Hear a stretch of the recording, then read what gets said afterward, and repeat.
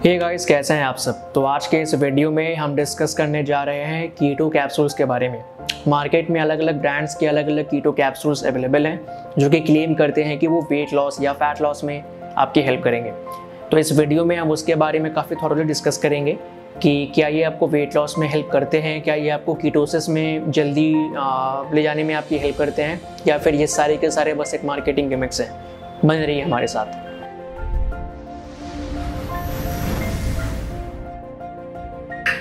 Okay, तो जब भी हम कीटो कैप्सूल्स के बारे में बात करते हैं तो किसी भी प्रोडक्ट को जज करने के जो सबसे बड़ा मापदंड है, जो बेसिस है, वो है आपका जो उसका इंग्रेडिएंट लेवल है। अभी आप मार्केट में प्रेजेंट जितने भी सो कॉल्ड मेजर कीटो कैप्सूल्स अवेलेबल हैं, सबसे पहले तो इसको कीटो नाम क्यों दिया गया है। तो कीटो डाइट काफ़ी फेमस है for the purpose of weight loss. Again it has other immense benefits to offer as well, लेकिन लोग उसको बस एक फैट लॉस टूल के तौर पे देखते हैं। तो इस चीज़ को कैपिटलाइज करने के लिए उन्होंने कीटो के नाम का कैप्सूल निकाला। तो लोग अब जब सर्च मारते हैं फैट लॉस करने के लिए, बहुत से ऐसे लोग हैं जो काफ़ी लेज़ी हैं, अपने ईटिंग हैबिट्स और लाइफस्टाइल में चेंजेस नहीं लाना चाहते हैं, और वो ये सोचते हैं कि ये बस एक कुछ कैप्सूल खा के उनका वेट लॉस हो जाएगा। तो जो लोग ये सोच रहे हैं, मेरी यकीन मानिए, आप अपने आप से बेईमानी कर रहे हैं, अपने आप को धोखा दे रहे हैं। एक कोई मामूली कैप्सूल खा के आपका वेट लॉस नहीं होने वाला। और कुछ लोग ये समझते हैं कि इन कीटो कैप्सूल्स की वजह से आप अगर कीटो डाइट कर रहे हैं तो आपको कीटोसिस में जल्दी जाने में आपको हेल्प मिलेगी। तो ऐसा भी कुछ नहीं है। इस कैप्सूल का वेट लॉस या कीटोसिस से कोई रिलेशन नहीं है। ओके, तो अगर हम जब इंग्रेडिएंट्स की बात कर रहे हैं तो मोस्ट कॉमन इंग्रेडिएंट्स जो इन सब में अवेलेबल है, आपको लगभग हर कीटो कैप्सूल के पीछे लेबल में देखने को मिल जाएगा। वो आपके हैं garcinia cambogia, green coffee beans and green tea extract. तो एक एक करके हम इन तीनों को कवर करते हैं। फाइन, तो स्टार्ट करते हैं ग्रीन कॉफ़ी बीन्स से। तो जो आपका ग्रीन कॉफ़ी बीन्स है, ये अगेन जो आपका रेगुलर कॉफ़ी होता है, कॉफ़ी बीन्स वहीं से निकलते हैं, जो कि रोस्ट नहीं किया गया है, ये अनरोस्टेड है।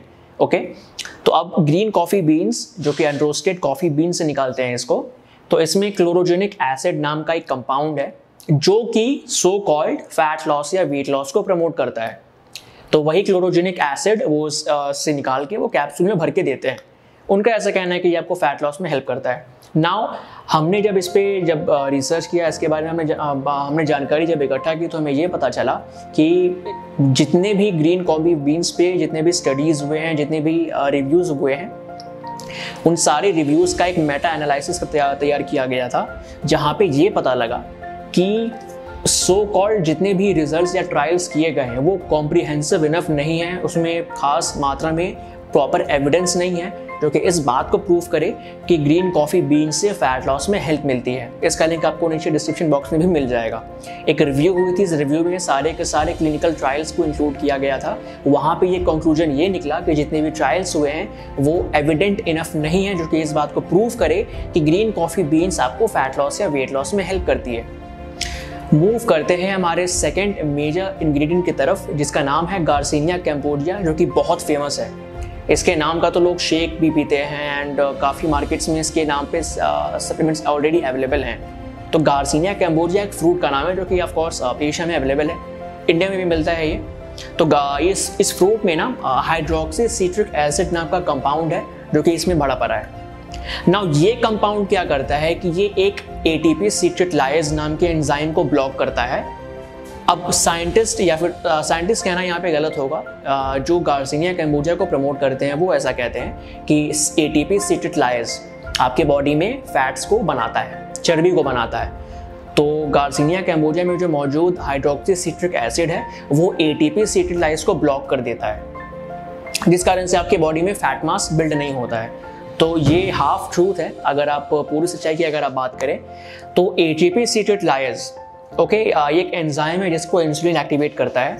ये ना बॉडी में एवे ही नहीं है, या फिर ये बॉडी में फैट को प्रमोट नहीं करता है। बॉडी में फैट गेन कैसे होता है? जब हम बहुत ज़्यादा ग्लूकोज खा लेते हैं जिसको बॉडी में स्टोर करने की जगह नहीं बचती, लिवर में जगह फुल हो गया, मसल्स में जगह फुल हो गए, तो अब आपके बचते हैं फैट सेल्स।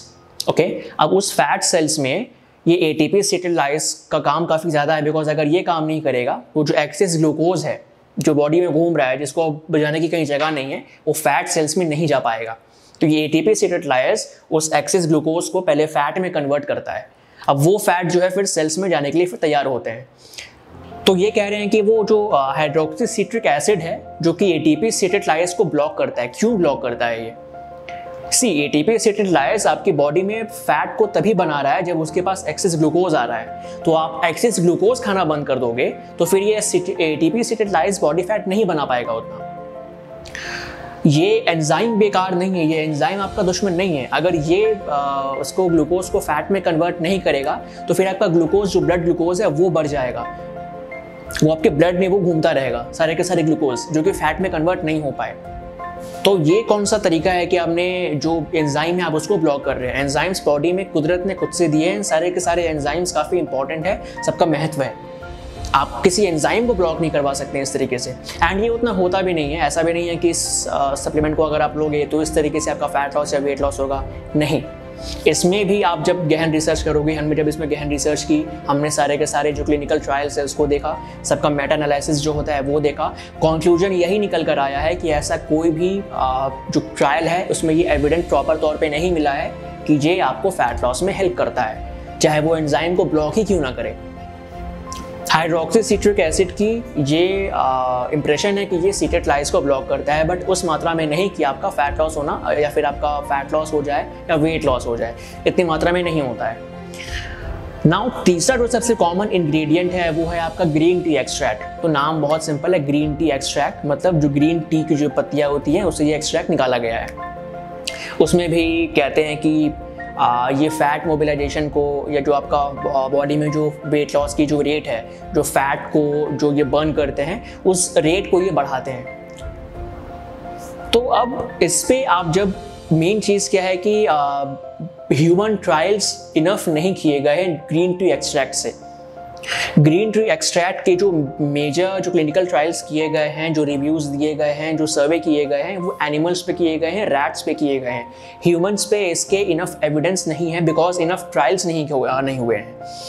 तो आज तक ग्रीन टी एक्सट्रैक्ट पे जितने भी ऐसे सो कॉल्ड रिव्यू थे सबको हमने इकट्ठा करके सबका हमने जब कंक्लूजन निकाला तो सेम चीज़ उसमें भी निकल कर आ रही है, जो कि तीनों में कॉमन है। Garcinia cambogia, green coffee beans and green tea extract, इन तीनों में जो एक चीज़ कॉमन है कि एविडेंस स्ट्रॉन्ग इनफ नहीं है ये प्रूव करने के लिए कि ये तीनों आपको वेट लॉस या फैट लॉस में हेल्प कर रहे हैं। एविडेंस प्रॉपर नहीं है, क्लीन ट्रायल्स उतने नहीं हुए हैं, प्रॉपर रिसर्च नहीं हुई है, जिसमें कि गार्सिनिया कैम्बोजिया सबसे लीस्ट कन्विंसिंग है। इसमें तो एविडेंस बिल्कुल ना के बराबर है।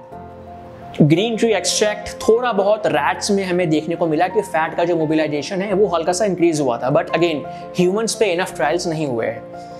तो ये तीन मेजर इंग्रेडिएंट्स जो आपको कीटो कैप्सूल्स में देखने को मिलते हैं, यही तीन होते हैं। एंड अभी हमने इस पे डिस्कस किया है कि ये तीन एविडेंट इनफ नहीं है। तो ले दे के बात वही है कि कोई भी कीटो कैप्सूल रैंडम कंज्यूम कर लेने से ना आपका वेट लॉस या फैट लॉस नहीं होने वाला है, बिकॉज उसमें जो इंग्रेडिएंट्स मौजूद हैं जिसके बारे में कहा जाता है कि यह फैट लॉस करता है, अगर हम रिसर्च पेपर्स उठाकर देखें तो बातें थोड़ी सी वाइस वर्सा हैं, थोड़ी सी अपोजिट है, ऐसा कुछ है नहीं। तो फिर जब इंग्रेडिएंट्स जो उसमें डाले गए हैं वही कन्विंसिंग नहीं है तो फिर आपका वेट लॉस या फैट लॉस कैसे होगा? मैं बताऊं कैसे होगा, एक अच्छी ईटिंग हैबिट और लाइफस्टाइल से, ना कि इन कीटो कैप्सूल से। तो आशा करते हैं कि आपको इस वीडियो में आपकी जो कन्फ्यूजन थी वो क्लियर हो गई होगी कि कीटो कैप्सूल क्या वेट लॉस में मदद करती है, नहीं करती है। जी बिल्कुल नहीं करती है। इसमें जो इंग्रेडिएंट्स अवेलेबल हैं उनकी उतनी हैसियत नहीं है कि आपको वेट लॉस में हेल्प कर सके अनलेस आपकी ईटिंग हैबिट्स या लाइफस्टाइल सही हो। ओके, सो आशा करता हूँ कि आपको ये वीडियो पसंद आया होगा। तो प्लीज़ लाइक शेयर सब्सक्राइब कीजिए, कमेंट्स में बताइए कि आपको नेक्स्ट वीडियो किस टॉपिक पे आपको चाह सकते हैं। Till then be safe and will see you again.